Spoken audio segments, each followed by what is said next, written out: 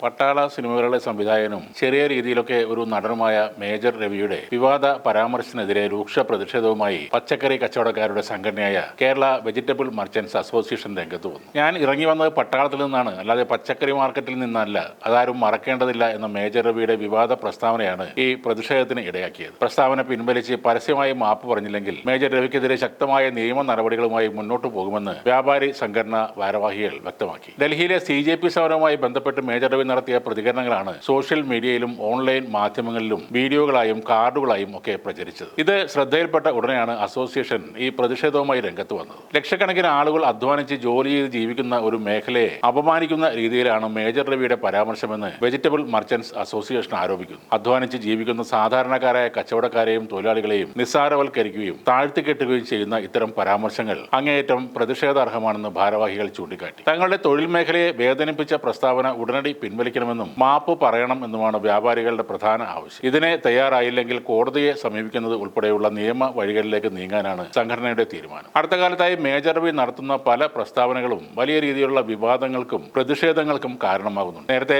ജന്തർ മന്ദറിലെ പ്രതിഷേധ സമരത്തിൽ പങ്കെടുത്ത വിദ്യാർത്ഥികൾക്കെതിരെ അപകീർത്തികരമായ പരാമർശങ്ങൾ നടത്തിയെന്നാരോപിച്ച് മേജർ രവിക്ക് വക്കീൽ നോട്ടീസ് അയച്ചു. സമരത്തിൽ പങ്കെടുത്ത 12ാം ക്ലാസ് വിദ്യാർത്ഥിനിക്ക് വേണ്ടി സുപ്രീം കോടതി അഭിഭാഷകൻ വിനീത് S. വർക്കലവിളയാണ് നോട്ടീസ് അയച്ചിരിക്കുന്നത്. തന്റെ ഔദ്യോഗിക ഫേസ്ബുക്ക് പേജിലൂടെ നടത്തിയ ലൈവ് വീഡിയോയിലാണ് മേജർ രവി വിവാദ പരാമർശങ്ങൾ നടത്തിയത്. ഈ സമരത്തിൽ പങ്കെടുത്ത വിദ്യാർത്ഥികൾക്ക് CBSEയുടെ പൂർണ്ണരൂപം പോലും അറിയില്ലെന്നും രാത്രികാലങ്ങളിൽ സമരപ്പന്തലിൽ മോശം പ്രവൃത്തികൾ നടക്കുന്നുണ്ടെന്നും അദ്ദേഹം ആരോപിച്ചിരുന്നു. സൗജന്യ ഭക്ഷണത്തിനും മദ്യത്തിനും വേണ്ടിയാണ് കുട്ടികൾ സമരത്തിനെത്തുന്നതെന്നും മാന്യരായ ആൺകുട്ടികളോ പെൺകുട്ടികളോ ഇത്തരം സമരങ്ങളിൽ പങ്കെടുക്കില്ല എന്നും വീഡിയോയിൽ പരാമർശിച്ചിരുന്നു എന്ന് ഈ നോട്ടീസിൽ വ്യക്തമാക്കുന്നു. 18 വയസ്സിൽ താഴെയുള്ള പ്രായപൂർത്തിയാകാത്ത വിദ്യാർത്ഥികളെ ലക്ഷ്യമിട്ട് യാതൊരു വസ്തുതയും ഇല്ലാത്ത ഇത്തരം അധിക്ഷേപങ്ങൾ നടത്തിയത് കുട്ടികളുടെ അഭിമാനത്തെയും വ്യക്തിത്വത്തെയും അവരുടെ മാനസിക ആരോഗ്യത്തെയും ഗുരുതരമായി ബാധിച്ചതായും നോട്ടീസിൽ പറയുന്നുണ്ട്. സിവിൽ ക്രിമിനൽ നടപടികൾക്ക് പുറമെ പോക്സോ നിയമപ്രകാരമുള്ള നിയമ നടപടികൾ സ്വീകരിക്കുമെന്നും ഇതിൽ ഒരു മുന്നറിയിപ്പ് നൽകുന്നുണ്ട്. ഫേസ്ബുക്കിലും മറ്റ് സോഷ്യൽ മീഡിയ പ്ലാറ്റ്ഫോമുകളിലും പോസ്റ്റ് ചെയ്ത അപകീർത്തികരമായ ലൈവ് വീഡിയോയും അനുബന്ധ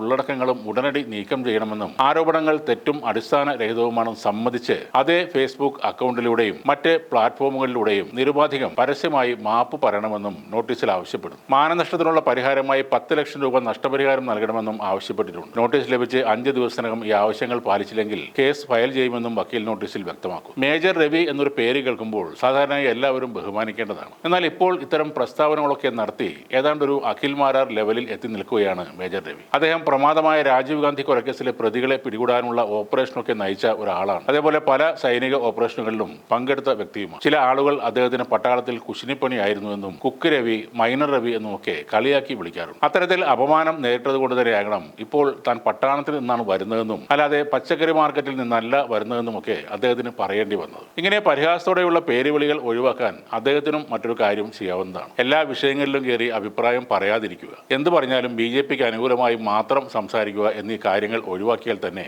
ഈ പരിഹാസങ്ങളും ആക്ഷേപങ്ങളും തനിയെ കുറഞ്ഞുകൊള്ളും.